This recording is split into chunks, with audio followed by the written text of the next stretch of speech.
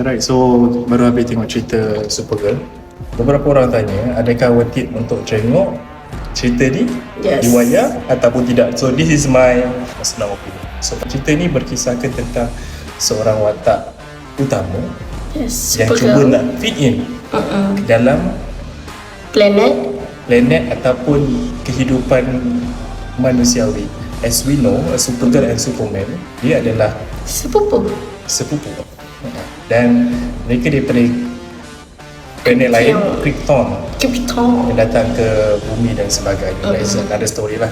So kalau korang rasa nak tengok cerita yang macam aksi yang daripada awal sampai habis, Memang action je. ini bukan cerita yang sesuai untuk you guys. Dan Peminat DC boleh tengok cerita ni sebab memang korang boleh pergi tengok 25 Jun ni, hari Khamis, boleh pergi tengok dekat seluruh pawagam di seluruh Malaysia. Okay? berapa bintang? 7.5 per 10. Saya pun bagi 7.5. Tapi lain orang lain rating dia, so korang kena pergi tengok dulu. Okay? So pergi tengok tau. Bye.